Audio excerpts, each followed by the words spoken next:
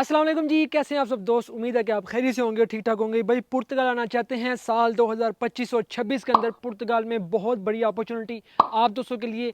जितने भी दोस्त पाकिस्तान से पुर्तगाल जाना चाह रहे हैं, पाकिस्तान पुर्तगाल के अंदर जाकर जितने भी पाकिस्तानी हैं, बांग्लादेशी हैं, नेपाली हैं, पुर्तगाल में उनको पासपोर्ट, नेशनैलिटी, डॉक्यूमेंट सब कुछ मिलने वाला है। इस वीडियो के अंदर मिलने वाला भाई, वीडियो के बाहर कुछ भी नहीं होगा, वीडियो के अंदर ही सब कुछ होगा। आइए इस वीडियो को स्टार्ट करते हैं। अपने ध्यान के साथ मोबाइल पकड़ कर बैठे हैं, क्योंकि इस वीडियो के अंदर आपको सबसे बड़ी पुर्तगाल की जो अपडेट है वो मैं बताने जा रहा हूं कि जो दोस्त भी पुर्तगाल शेंजन से आना चाह रहे हैं, जो दोस्त भी पुर्तगाल यूके से आना चाह रहे हैं, जो दोस्त भी पुर्तगाल अमेरिका से आना चाह रहे हैं, जो दोस्त भी पुर्तगाल गल्फ़ कंट्री से आना चाह रहे हैं, जो दोस्त भी पुर्तगाल पाकिस्तान से आना चाह रहे हैं, आइए इस वीडियो के अंदर आप दोस्तों को पुर्तगाल की सबसे बड़ी अपॉर्चुनिटी के बारे में बताने जा रहा हूँ। पुर्तगाल वो कंट्री था कि जहाँ दूसरे ममालिक से लोग आकर पुर्तगाल में जाते थे, वहाँ पर अपना सालम या अपना केस आर्टिकल 88, 89 के अंदर रखते थे और वहाँ पर फिर डॉक्यूमेंट्स ले लेते थे।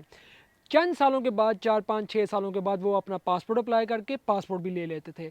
उसके बाद वो पासपोर्ट लेने के बाद वो यूके में चले जाते थे, अमेरिका, कनाडा, ऑस्ट्रेलिया, कहीं भी चले जाते थे। ये था एक पुर्तगाल का स्केजुअल जो पिछले 3 4 5 सालों से चलता रहा। लेकिन जैसे ही पुर्तगाल के अंदर एक नई हुकूमत आती है, एक नया जन्म लिया जाता है गवर्नमेंट का, तो वो गवर्नमेंट आने के बाद साथ ही 2023 के अंदर एक ऐसे सिस्टम लेकर आती है, एक ऐसे कवानीन लेकर आती है जिसके अंदर सबसे पहले जो पाबंदियां लगाई जाती हैं, जिसके अंदर सबसे ज़्यादा जो लोगों को ब्लॉकेज किया जाता है, लोगों के डॉक्यूमेंट्स को ब्लॉक किया जाता है, वो होते हैं माइग्रेंट्स। अब वो माइग्रेंट पाकिस्तानी नहीं है, वो माइग्रेंट हर वो माइग्रेंट है जो पुर्तगाल के अंदर आया हुआ है, चाहे वो बांग्लादेश, नेपाल, श्रीलंका, उसके साउथ अमेरिकन कंट्रीज़ हैं, पाकिस्तान है, कोई भी है, सारे एक बराबर हैं जो माइग्रेंट्स हैं। तो अब क्या कानून है भाई, आइए अब इसके ऊपर बात करते हैं।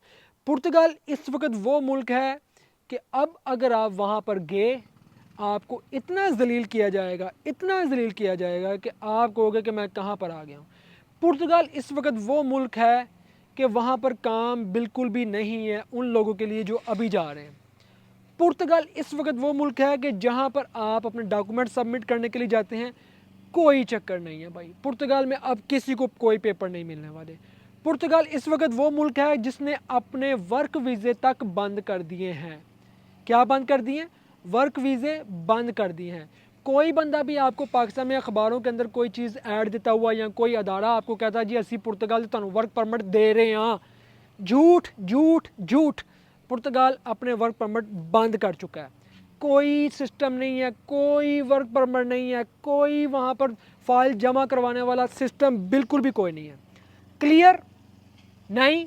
पुर्तगाल की ऑफिशियली वेबसाइट के ऊपर जाकर आप चेक कर लें, आपको पता चल जाएगा कि पुर्तगाल ने अपने मुकम्मल दरवाजे बंद कर दिए। मुकम्मल, चक्कर ही कोई नहीं। चाहे आप लड़की हो, चाहे आप लड़का हो, सोचना भी नहीं, सोचना भी नहीं। अपने जहनों में यह ख्याल भी ना लेकर आना कि आप पुर्तगाल में जाओगे और वहाँ जाके आपका कुछ बनेगा। रही बात पासपोर्ट की, अब करते हैं पासपोर्ट के ऊपर बात।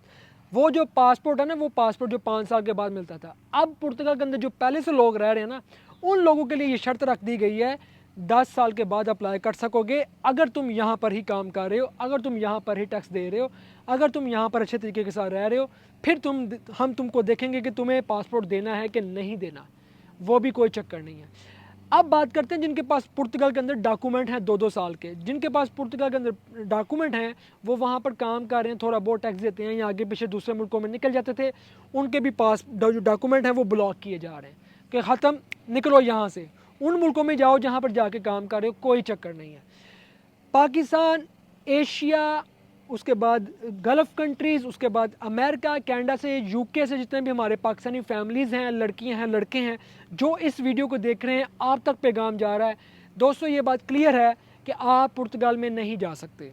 अब यूरोप में इतनी ज़्यादा सख्तियाँ कर दी गई हैं जिनके बारे में पेशन गोई के अंदर मैंने 2022 की मेरी वीडियोज़ आप उठा के देखेंगे, मैंने आप दोस्तों को बताया था, लोगों ने मजाक उड़ाया था, लेकिन अब आपको वो सच साबित होती हुई नज़र आ रही हैं, क्योंकि भाई हम अपनी छठी सेंस को यूज़ करके वो चीज़ें देख रहे होते हैं यहाँ पर कि क्या चीज़ें हो रही हैं। अब जितने भी बाएं बाजू के जो जितने भी यहाँ पर जो ऑफिशियली यहाँ के जो लोग हैं, जो यहाँ पर पॉलिटिक्स हैं, वो लोग अब अदारों के अंदर आ रहे हैं, अब वो पॉलिटिशियन सामने आ रही हैं, अब उनकी हुकूमतें आ रही हैं। इस वजह से आने वाले सालों के अंदर अभी फ़िलहाल पुर्तगाल दी एंड, पुर्तगाल दी एंड। सोचना भी नहीं, कोई बंदा पाकिस्तान में बैठा हुआ आपको कहेगा कि मैं तेरा पुर्तगाल का वीज़ा लगा दूँगा, चक्कर ही नहीं। पुर्तगाल इस वक्त वो कंट्री है कि अगर आप पुर्तगाल का शेंजन वीज़ा लेकर पुर्तगाल में डायरेक्ट जाने की कोशिश करते हो, आपको वहाँ पर नहीं उतरने देंगे, नहीं उतरने देंगे। क्यों? अगर आप पहली दफ़ा जा रहे हो, वो कहेंगे भाई तुम तो यहाँ पर सालम कराने के किसी और चक्कर में आए हो। पुर्तगाल इस वक्त वो कंट्री बन चुका है जहाँ पर 1 घंटे का अगर कोई बंदा काम कर रहा है मजबूरी में 3 से 4 यूरो मिलते हैं। 1 महीने के बाद पुर्तगाल में बंदा काम करके पाकिस्तानी 60-70 हज़ार रुपये अभी नहीं बचा सकता, बड़ी मुश्किल से, चक्कर ही कोई नहीं, क्योंकि काम आपको मिलना कोई नहीं है। और आपके जो अपने लोग वहाँ पर बैठे हुए हैं वो मगरमच्छ बैठे हुए हैं, अभी उनको भी कोई चीज़ नहीं मिल रही। उनकी कोशिश यही है किसी ना किसी तरीके से किसी ना किसी बंदे को फंसाया जाए, और ये ज़्यादातर फंसते हैं हमारे अपने पाकिस्तानी लोग। अब मैं बात करता हूँ अपनी, प्रैक्टिकली मेरे साथ पुर्तगाल के अंदर क्या हुआ है। पुर्तगाल 2022 के अंदर मैंने भी डॉक्यूमेंट सबमिट करवाए थे अपने एक जानने वाला बंदा है नारोवाल का डोगर, ठीक है, उसके पास मैं उसके साथ मिला हुआ हूँ, पीछे बोस्निया के अंदर उसके साथ मुलाकात हुई, सारा कुछ किया। उस बंदे को मैंने यहाँ पर बैठ के पैसे भेजे 1000, तकरीबन 1000 यूरो। वो बंदा मेरे पैसे खा गया, लेकिन उसने मेरे डॉक्यूमेंट जो हैं वो सबमिट नहीं करवाए। अब वो बंदा भी पैसे वापस नहीं दे रहा। वो इतना बड़ा फ्रॉडिया है, इतना बड़ा रंगबाज है, उस बंदे ने मेरे पैसे भी वापस नहीं किए। मैंने कहा अल्लाह ले लेगा मेरे पैसे, अल्लाह बेहतर जानने वाला है। आज वो बंदा पुर्तगाल के अंदर जलील हो रहा है, ठीक है। आज कहते हैं जब आप किसी के साथ बुरा करते हैं आपके साथ भी बुरा होता है। आज वो बंदा अपने डॉक्यूमेंट को दोबारा से बनवाने के लिए दफ्तरों के धक्के खा रहा है, जलीलो ख्वार हो रहा है। क्यों? क्योंकि उसने जुल्म किया था। और इसी तरह जितने भी पुर्तगाल के अंदर एजेंट माफिया और जितने भी गलत किस्म के लोग बैठे हुए हैं, उनके साथ पुर्तगाल के अंदर यही चीज़ें हो रही हैं। अब उनका टाइम भी आने वाला है। अब सवाल ये है कि पुर्तगाल ना जाएं तो हम कहाँ पर जाएं, तो हम क्या करें, ठीक है। सवाल ये है, देखिए इस वक्त जो मुल्क अवेलेबल है यूरोप के अंदर, जो एक कंट्री बचा हुआ है वो है स्पेन। अभी तक के लिए स्पेन है, लेकिन स्पेन के अंदर भी क्या चीज़ है, देखें 3 सालों के बाद जाके पेपर मिलते हैं, लेकिन उस टाइम जब आपने फिंगर देने होते हैं आपको 10 से 12 हज़ार यूरो चाहिए होता है, जो आपके बैंक अकाउंट के अंदर हो वो आपने वहाँ पर रखाना है। फिर उसके बाद आपने जो कॉन्ट्रैक्ट लगाना है उसको भी आपने पैसे देने हैं, सारा कुछ करना है। तो ये एक बड़ा मुश्किल और टफ़ काम है। यानी कि आप यूरोप आके 4-5 साल 6 साल एक ऐसे कंट्री में रहते हैं जहाँ पर आपको पेपर मिलने हैं 6 साल तक। एक बात है कि आप भूल जाएँ कि आप कहीं आगे पीछे जा सकते हैं। पुर्तगाल इस वक्त बहुत टफ़ कंट्री है, स्पेन इस वक्त बहुत टफ़ कंट्री है, और जितने भी ममालिक हैं इस वक्त बड़ी सख्तियाँ कर दी गई हैं। क्यों? क्योंकि इंटरनेशनल लेवल के ऊपर डोनाल्ड ट्रंप ने, उसके बाद उसके जितने भी इत्तेहादी हैं यूरोप के अंदर, सब ने ये फैसला किया है माइग्रेशन ख़त्म। और इसके साथ साथ जितने भी यहाँ पर जो कम्युनिटीज़ बनी हुई हैं, यहाँ पर जो ग्रुप बने हुए हैं, वो सब लोग डेली बेस के ऊपर हर ममालिक के अंदर निकलते हैं और माइग्रेंट्स के ख़िलाफ़ नारेबाजी करते हैं। बांग्लादेशी, इंडियन, पाकिस्तानी, बंगाली, सब के बारे में अब गलत बातें की जा रही हैं। अरबों के बारे में भी गलत बातें की जा रही हैं कि निकलो अपने ममालिक में जाओ, निकलो अपने मुल्क में जाओ, यहाँ हमारे अपने पास काम नहीं है, तुम यहाँ पर क्यों बैठे हुए। अब हम यहाँ पर कहते हैं कि यार हम पाकिस्तानी या हम इंडियन या हम बंगाली या हम नेपाली यहाँ पर आए हैं, हम तो टैक्स दे रहे हैं भाई, हम टैक्स दे के यहाँ पर रह रहे हैं। वो कहते हैं भाई सानू तो टैक्स नहीं चाहिए, निकलो निकलो यहाँ से, निकलो। ये सीन चल रहा है इस वक्त यहाँ पर, ठीक है। ये हालात बने हुए हैं। इसलिए मैं आपको ये कहता हूँ, मैं आपको बार बार ये कहता हूँ कि इस बात को याद रखें। ये चीज़ वो थी जो नेगेटिविटी थी, मैंने आपको बताई, ये चीज़ें हो रही हैं। अब कुछ ऐसे ममालिक हैं यूरोप के जिनके अंदर मैं समझता हूँ कि अगर आप जाना चाहते हैं तो कैसे जा सकते हैं। वो है स्किल बेस्ड सिस्टम, स्किल्स। अगर आप IT प्रोफेशनल हैं, अगर आप AI के प्रोफेशनल हैं, अगर आप इंजीनियर हैं, डॉक्टर हैं, आप किसी भी बड़ी फील्ड के अंदर हैं, आपके पास स्टडी है, स्टडी बेस के ऊपर आ रहे हैं, तो आप दुनिया के हर ममालिक में कामयाब हैं, कामयाब हैं। लीगल तरीके से आ रहे हैं, कामयाब हैं। सबसे ज़बरदस्त ऑप्शन इन बड़े ममालिक के अंदर स्टडी है, सबसे ज़बरदस्त ऑप्शन। दूसरा ये है बड़ी कंपनीज जो किसी भी ममालिक के अंदर हैं उनके साथ आपका लिंक्डइन के ऊपर डायरेक्ट रब्ता होता है HR के साथ। उसके बाद यूरोप की जो ऑफिशियली वेबसाइट हैं या उनके जो इनकी जो ऐप्स हैं उनके ऊपर आप रब्ता करते हैं HR के साथ।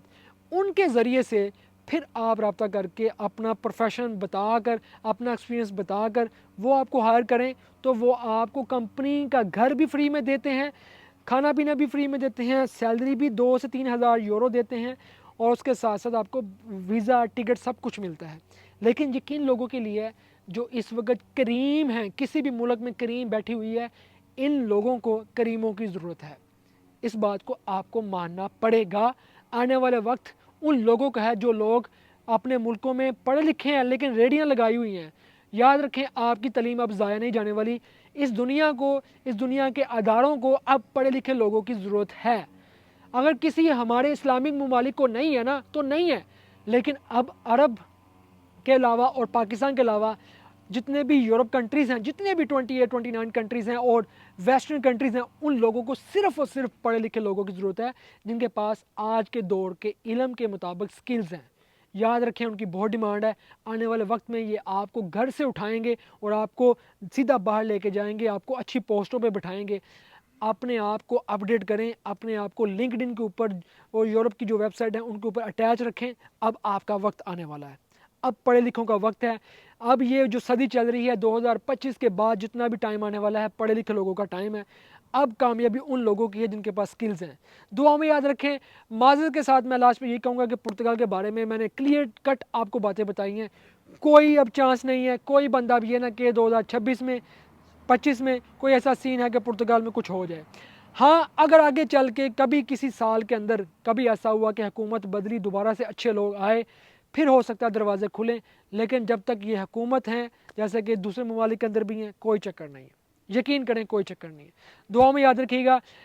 मुझे बहुत ज़्यादा आप दोस्तों का प्यार, आप दोस्तों की सपोर्ट चाहिए। लाइक करें, फॉलो करें, शेयर करें, आग लगा दें मार्केट के अंदर।